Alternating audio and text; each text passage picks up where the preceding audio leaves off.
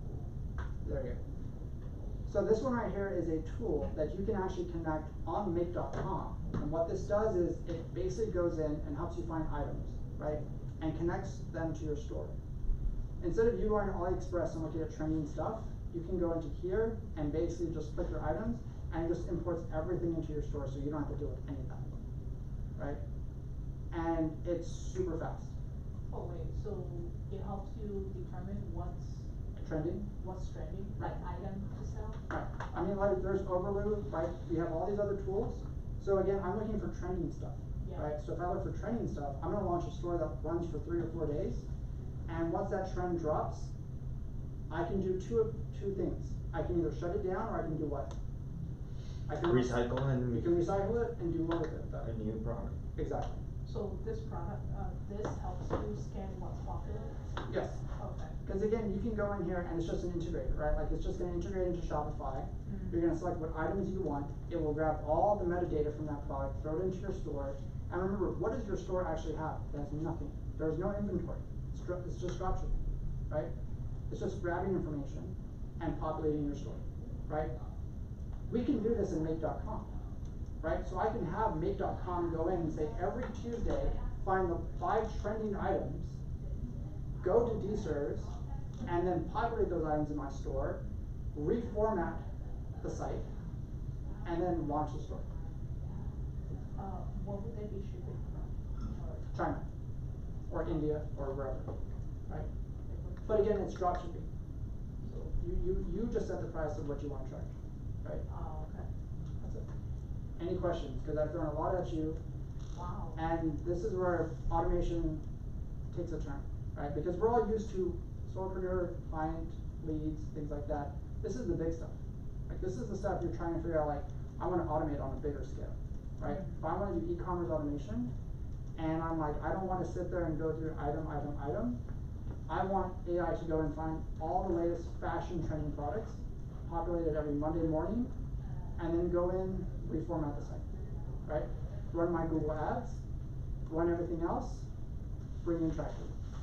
You can even have make.com go in and look, is my traction high enough? If not, stop the site, readjust. And this is like international? How do you do that? That requires a lot of prompting, right? Because you're gonna have AI look at the analytics of your ads. So what tool do you use for that? Anybody know? ChatGPT. Right, but what tool inside ChatGPT? Whisper. You're gonna use Whisper to see analytics, right? So Whisper will look at the analytics and it will watch what's going on. If it sees us on a downward trend, it'll go in and shut down the product. Okay, I got a question while you're at the analytics part. So I'm almost done with mine. I would like to basically get it to where so what I'm trying to do is I'm trying to do different times. I'm trying to stay consistent with the times for all platforms. And then every other like week, I'll try a different time to see what happens, or I'll add another module at a different time to see what's working, what's not. So how can is there a way to communicate with the analytics module at the end, back to the ChatGPT module to try something else? Or looking at like at a previous post or something, is that even possible? So you can add a human into the loop, right? Like, hey, analytics isn't working, I need you to go into the dashboard and I need you to adjust. And if there is a module for the Google ads, right, then you can go in and readjust that, right? So adding a human into the loop, which is basically a text message to that person, I need you to check the dashboard, right? Hey, numbers are dropping, find out why, right? That's one solution, right? Because again, it can send alerts. So again, this is where having virtual assistants will come in, right? Because now they can get the notification. And what would you do with a virtual assistant? Well, what is their skill set? It's only analytics, right? And that person's job is only to make sure analytics is set up correctly. That notification, if it says, hey, everything's messing up, they're gonna contact the person who only runs Google Ads, right? So that's how your remote team is operating. So all of a sudden, they're gonna readjust, and all this is happening at lightning speed, right? Any questions? Because I know I've gone into more than what people were expecting, but again, this is sort of where the solopreneur kind of goes a little further, right? Because now you want to know, how do I scale 10 e-commerce stores, right? And that's what you're trying to get to, is the Is there like solopreneurs that I've met before. YouTube Sorry. video that was about, this there? Oh yeah, I mean like, yeah, there's YouTube videos on like how to use it, how to import items, things like that. I would definitely say watch them, right? But again, you know, if you want to like learn bigger automations, I would recommend this guy right here.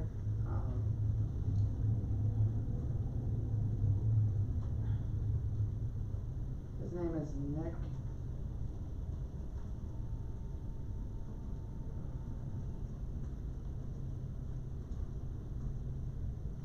Should be this guy right here. Yes. So he Today, I'm gonna makes start some an very wild, crazy, like automation stuff, right? And most of his stuff is done inside Make. He'll use Zapier every now and then.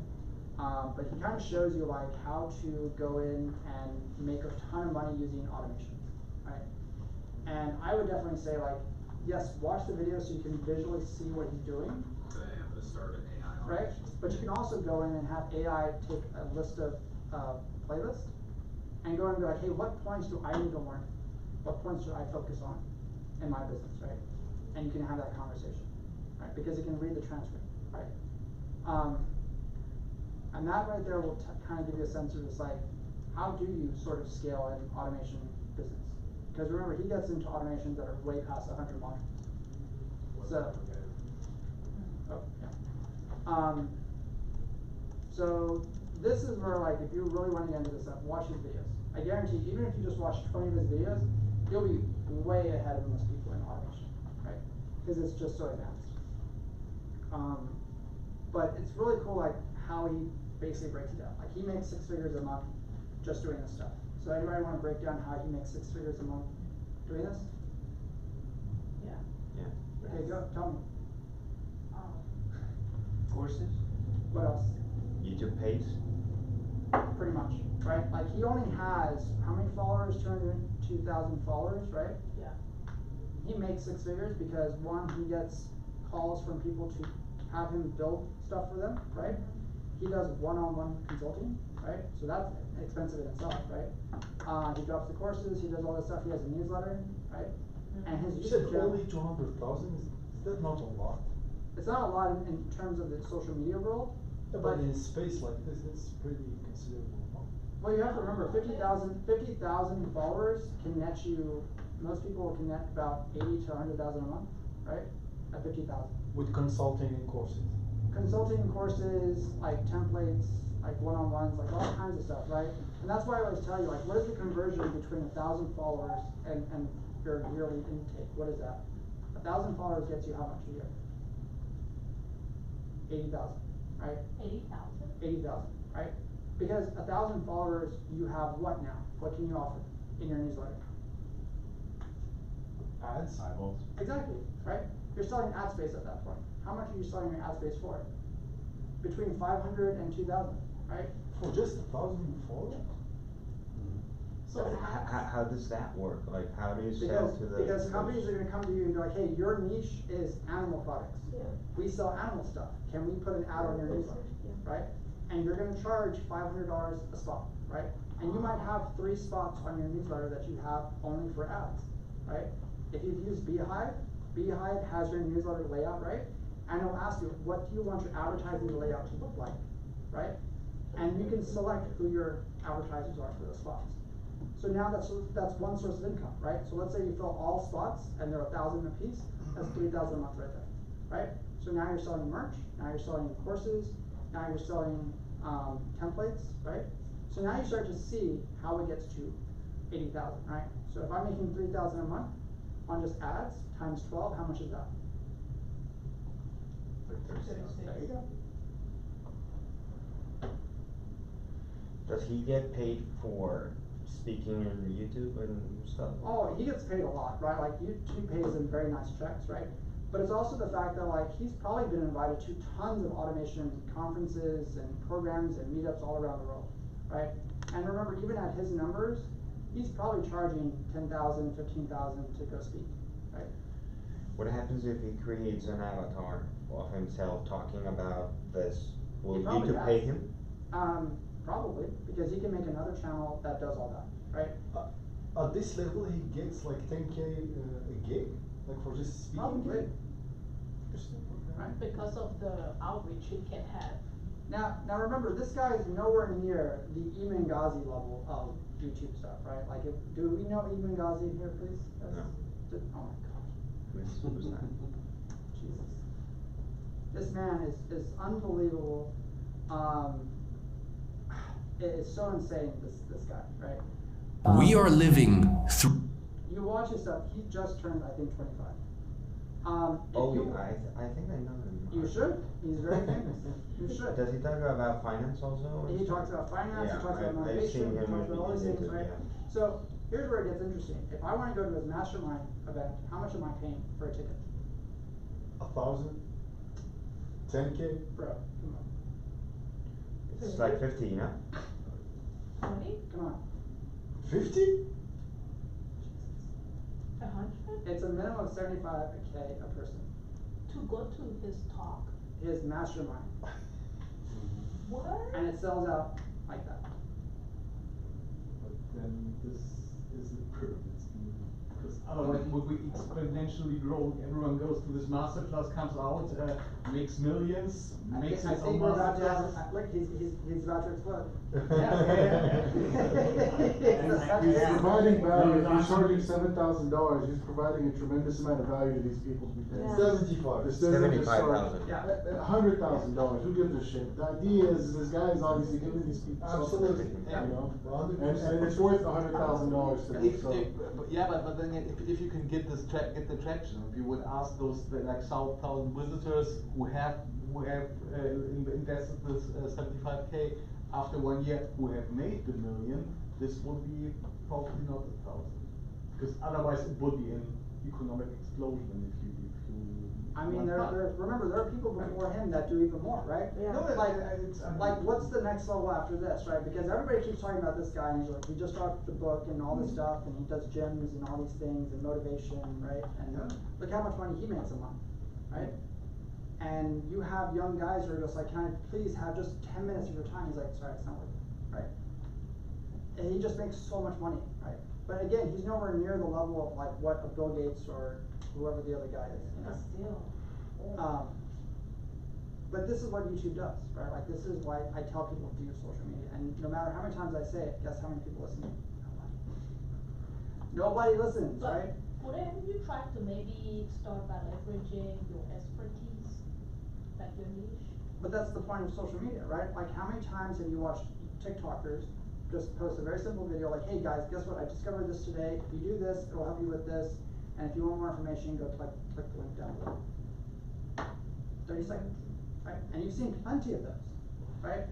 There's a girl who I think, let me see if I can find her, and, well, I'm tired. Do you do this kind of stuff for yourself? Yes. Yeah, this is her. So this is Angela Automates Everything, and she's a single mom, right? She just literally got on TikTok because she was trying to make money. She has little ones, and she was like, I'm gonna learn automation, and I'm gonna see what this is about, right? Guess who her audience resonated with? Single moms? There you go, other single moms, right? Who are at home trying to figure out how do I make money. And she didn't know anything about automation. She said, hey, I discovered this tool, it does this, I'm gonna show you something really cool that you can help as a mom to help you with meal prep, right? As a mom, if you're trying to help find like baby events for to go to with your kids, let me show you how to automate this, right? Very simple 30-second clips. And guess what happened? It took off, right? She dropped one course on a website that looked like it was built by a 7th grader, and guess how much that course makes for a month? 10K? More than that, right? And again, as a single mom, that's plenty. Oh yeah. Right? But she's been doing this for a while now, right? And so she's built a store, and she's done this stuff, and she dropped one course, right? And most people think like, man, this is so cool, this is amazing, and there's a whole nother world of social media that I can take you into, that this guy, I will tell you, he is the one that I pretty much like studied all of his videos, and I know nobody's gonna know him.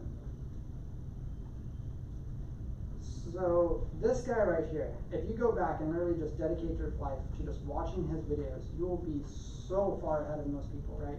He has kind of stopped making videos because he's already cashed out, right? Like he's already a millionaire, he's made his money, and he did all this before he was 18, okay?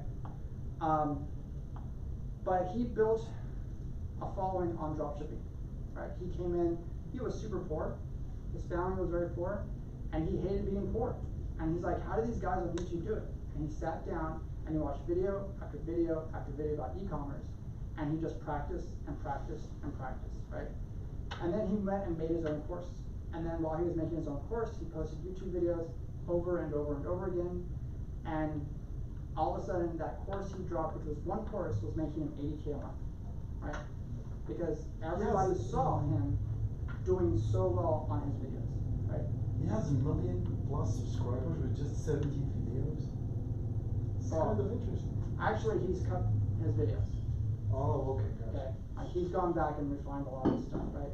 So But he again, deleted bad quality stuff. yeah, like he kind of went in and refined everything because again, like I said, before he turned 18, he was a millionaire. He got his family out of poverty and he got them a nice home. He took care of them, and now he lives the life he's always wanted, right? But there's a lot of young guys on YouTube who have done that, right? There's another one that I know, Sebastian Giagori. Again, poverty, hated his life, was an immigrant, came in, didn't want that anymore, right? And he just, every night would just study, and he practiced, right? And guess what his videos are about? Let me show you how to build a dropshipping site in 24 hours that makes 10K a month. And guess what? Those videos have clicks, right? He's not trying to impress anybody, he's trying to show you, let me show you how I build stuff, right? And that's it. So again, now understanding these things, you can build an automation workflow that says, hey, find me the top trending videos in dropshipping and email me that every morning so I stay up to date on this. As a solopreneur, that's what you're trying to do, is show me the top trending solopreneur videos out there on social media and email me that every morning. So when I have breakfast, guess what I'm watching? Solopreneur videos. There you go. So then what do you do with that? Well, first of all, I've saved time without searching, and then I just go and apply what I've learned and try to start, ticking and doing things. Very good, yes. But I need to make money. That's nice and dandy, but I need to make money. What do I do? Make your own content based on that. Okay, you're close. And Automate. start selling ads on that. Anybody want to go further? What was the question? How do I take that email of the top trending videos for? I create my all AI kind of thing to run it completely and Create just a script, create a script and just keep running with those videos, like plugging in all the information for me. Okay, you're close. Yes. The newsletter. You create, I was about to say, you create a community that would like that, and then you sell that email. You can do that too, right? Or I could take that, the top trending videos, have it run through the entire transcript, create a book out of it, create a course out of it, and go make a video out of it. Did I have to do anything? No, I automated all of it. I mean, but in practice, does it actually work? Like, isn't kind of AI slop? Like, unless you could take the time to curate it? I would say it does work. Yeah. You say create a book, create a course, and create what? And you can make content off of it. You can make another video off of it. But I think it boils down to the ads. Right. As well. Yeah. I mean, marketing is gonna be part of everything. Yeah. Right, because But I think I get him right. Don't you wanna also make sure that the content is High quality. rich? Yeah. Well, that You depends know on what what's your I'm goal. saying? What's your goal? Huh? What's your goal? I think you gotta start with that. Right, right, like if you don't have a goal, like if you're just like, hey, I just wanna make this, right? Your channel is gonna be of all variations, right? But if your channel has a theme to it, people are going to watch it, right? So again, this is the kid that I've shown before. This kid became a millionaire at just 16. The most you've generated on even one account is roughly $600,000. Here's how. $600,000 at 15 years old. Yeah, I did that when I was 15. So break that down a little bit. How do you actually do it? I create content on celebrities, on news, I make satisfying videos as well, and I just create engaging videos on unique stories every day, and we just pump like 10 videos out a day on multiple accounts. What was your parents' reaction? Right, so again, what did he do? What was his thing? He identified niches, right? And 3-4 niches and create a script and start automate automating. Exactly. Right? So he built a team for each channel and automated that entire process, right? So it's not like he's a genius, right? Like he's just very good at building systems, right? So he knows what's popular. Everybody here watches the news. Everybody here watches celebrity news. Everybody here watches politics, right? And that's all he targeted. He went in and just looked at the stuff, looked at the analytics, said, I'm just going to do that. And that was it, right? And his face is not on anything, right? He's just on the back end of stuff, automating this entire process. So the automated part, like the outsourcing, is it like to people to automate it, or just like make that come automate? So he probably has people now, right? Like he makes so much money, he can hire people to kind of go in and edit the videos, do all those things. Yeah. But in the beginning, it was probably like simple automation workflows, like Zapier, things like that, right? Wow. Are you aware of any 100% AI ebooks that made bank? Yeah, I mean, like if you just look on LinkedIn, like you'll just see these young guys who just like taking their AI videos, right, or their ebooks, and they run Google ads on them, right? And all they're doing is just running Google ads on trending areas of where their book topic is currently in the world, right? And also like a book itself, you don't have to make money from a book, right? A book can be your personal brand, and you can actually utilize that book in order to be able to make money from your business, right? Like you can utilize that as a subscription, or to send it out to, let's say, that individual consulting. So if like somebody's interested, you send them a book, they don't even have to read it, but they're more likely to hire you then. Right. So you can utilize that as a springboard to make more money than selling the book itself. Yeah, because again, you know, it was a year and a half ago, right, that I saw an article about a guy who already wrote 600 books with AI, right? And what's funny about that article is that when they took a picture of this guy, his house looked dilapidated, his laptop looked like it was about to fall apart. But you know what? He was making $3,000 a month off of producing, like, I think it was like 20 books a month. I mean, 20 books a week, right? But guess what he focused on? Sci-fi. You can't challenge sci-fi, right? Like, it's just sci-fi, it's made up, right? So nobody can go in and be like, that's not true, right? And he went in and created an Amazon store, and he created a workflow to generate the books, to do all that stuff, and he made sure that it put out 20 books a week, right? And that's all it did, you know? If you want to go to the next level of that, this is the other guy, which is Starter Stories. Team books. I think it's this one, right? Oops, wait. Yes. Videos. Here it is, right there. So meet the kid who made $1 million with ChatGPT, right? And he just sat down and he's like, hey, what's a market that is not anybody's paying attention to? What's right? his name? I have no idea. I don't remember his name. I saw this a long time ago. But basically, he went through and just did his due diligence. Who's not making books for this industry? Who's not doing that? And he refined it until he identified a market that really had nothing going on.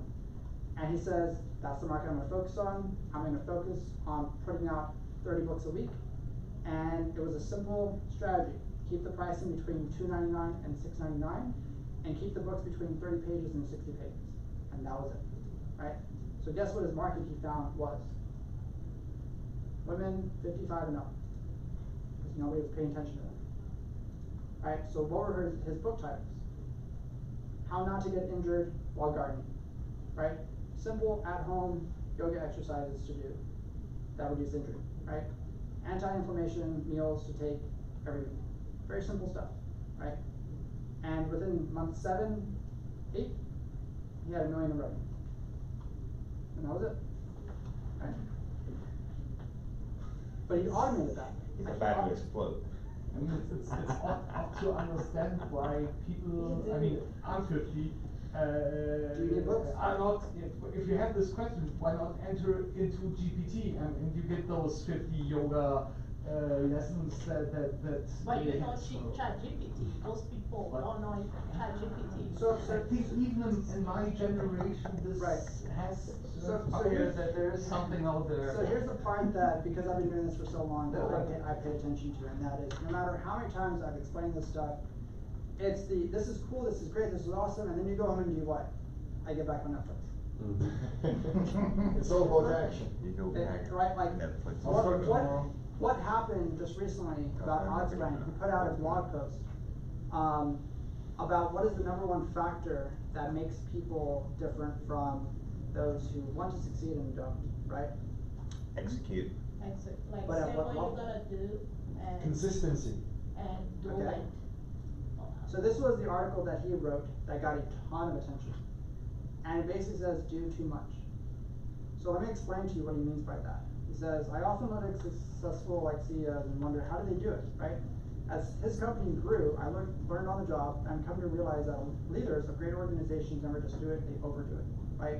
Because as a leader, you are the upper bounds for how much anyone in your company will care. If you need to do more, care more. If you need to attempt more, do more, right? It will seem like overkill, but too much is the right amount, right? When people say over-optimism is just optimism, what people say is over-communicating is just communicating, what people say is micromanagement is just management, right? Actually living this way will seem crazy, and that's okay. There's no Apple without Steve Jobs' obsessive attention to detail, and there's no SpaceX or Tesla without Elon Musk's maniacal drive for execution. And basically what he's saying is, you set the bar for how much work people get done. If you're doing mediocre work, everyone else below you will do mediocre work, and that's it. Right? What's his name, Alex Wong? Alexander Wang, and he became the youngest billionaire, I believe, at 24 or 23. That guy, what's the name? Alexander Wang, do you know how much he just got bought out for? Billions? 18? Who bought him? What company? Meta. Yeah, who bought him right now? Facebook. Right. What is he doing at Facebook? He's chief of AI. There you go. How much did he buy him for? I think 20 billion? It was 20 billion, it was like half of his business, right? Yeah, pretty much. Right. Yeah. Because his business was only valued at like 2.2 billion, and Zuckerberg came in and gave him 15 billion, and so his valuation went up, and his salary is ridiculous. Let's just put it like that. But he's only 28. But what is he doing? What does he He's do? the head of super intelligence. Yeah, at Meta. Right. Because he created all this stuff by Right. himself. So basically he started when he was 16, right? So he got into physics, he did all this stuff, and he got into college early, and he learned AI systems, right? And basically how he kind of made his money was, he said, like, why don't I improve the modeling system for MRIs? Why don't I use AI to go and kind of clean up MRIs and x-rays and all that stuff, and he licensed that software out. And now he kind of pivoted and focused on building data sets for large language models at this point. And that's how he became a billionaire. His company provides the data that the models train on. So Pretty ChatGPT much. trains on data produced by his company. Like they offer the software and the whole operation that curates the data, labels it and all that. Yeah, so, and that's why, like, when you look at this stuff, you're gonna realize, like, doing too much means that you're building, like, 20 workflows a day. And you're running them, practicing them, iterating them, refining them, testing them, and you're trying to see which one just keeps working, right? And you're just gonna run it. And it's kind of funny, I have a friend, and the reason why this kind of makes more sense is like, so he's kind of my motivation, right? So he was like 17, 18, his parents kicked him out. He is like terrible at school, right? Like, I was like, man, I hope he continues to go to high school, but he got kicked out by his parents. He started doing fitness, right? Got in a motorcycle accident, lost his leg, and he turned that into like his whole thing. So like, I kind of see what you mean when like, why would people buy this or that? He only has like 4,000 people following him on Instagram. He sells a course, one-on-one online training, like coaching stuff, and he makes so much money that like, he started like seriously doing it maybe a couple months ago. He went from like being homeless to now he lives in Miami high-rise skyscraper. He just bought a Lamborghini a month ago because he's pulling in so much money. So it's like kind of my motivation for this whole AI thing is like, he's doing this with no business experience. He's not using any AI automation. He's doing this all by hand. So like, if you can just find your niche and automate it, like he's making all this money just himself on a laptop, just talking to people and getting it. I mean, like people are paying him thousands of dollars a month for fitness advice. So like, you might think it's crazy, like, oh, who's buying this book for? People will buy anything, right? There's people out there paying 19-year-old thousands of dollars every month for fitness advice when they could just plug it into ChatGPT and like get equivalent advice based on data. So like, that's my motivation. It's like, if he's doing it with no AI. Yeah, there should be a sign-in sheet, yeah. Put your You don't have to sign-in sheet. Yeah. Also, just keep in mind that like, even if you think like, man, nobody's gonna buy this, people buy feed pics. Okay? People buy feed pics and they buy them like you would not believe. And you know who makes the most money with feed pics now? What's Fitbit, sorry? Pictures of feet. Feed pics. Oh, Pictures For OnlyFans. Okay? Who's the one making the big bucks though? AI kind of companies. AI generated feed pics. There you go. I'm gonna Thank build you. something like that. See? And they go, and the best part is, now you don't need people to take the pictures with, and you can make them look pretty and whatever it is, and fantastic. Toe rings and all that, the whole shebang. That's right. And those people are making bank, right? So I just want to end right now. I do have a few more. So I always show some books, The Sweaty Startup, right? So businesses that are kind of boring, right? Things to know about. AI for Small Business, right? So this is a good book to read. The Art of Small Business Social Media. Mastering AI, right? This is a good book. And then this one I love reading. It's Some Future Day, How AI Will Change Everything. And if you're really serious about automation, this is the book to read. The New Automation Mindset. It goes into very complex ideas and very detailed systems that most people are not thinking about. Right? So if you want to really get better at Make and Zapier and all that, this is a very good book to read. Right?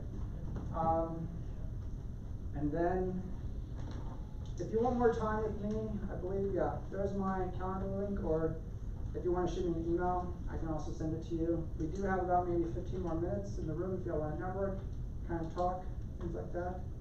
And then I will put up my LinkedIn, so that way, well actually I do have another one, because I would appreciate your feedback on this. This pen Please doesn't let work. me know, like, Oh, yeah. did this work, did this not work, was this terrible advice? So do you offer ebook courses or? Yeah, I do a lot of like consulting, I do a lot of like training, like workshops, things like that.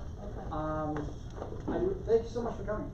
And then, I try to go to more graduate level stuff, right? Like I try to go to like the engineering and the MBA's classes, because I'm learning, many schools just don't teach AI training, right? And so like a lot of automation systems, if you've ever tried to build a logistics supply chain system with AI, it's very complex, right?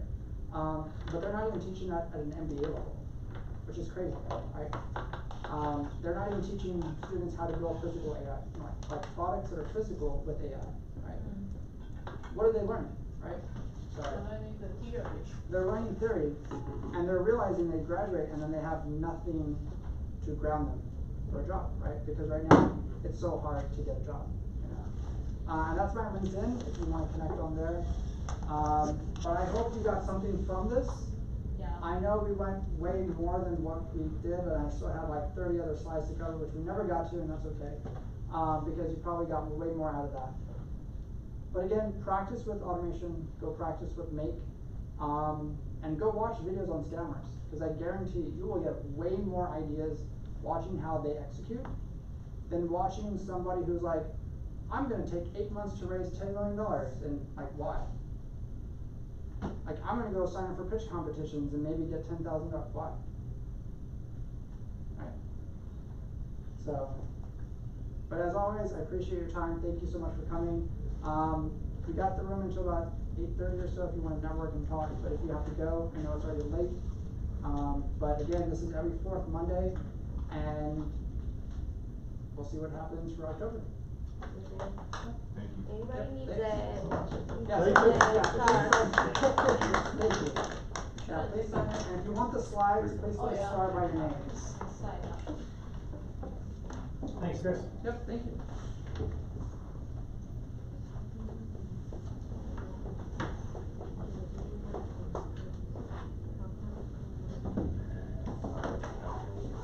What advice can you give me to better my business?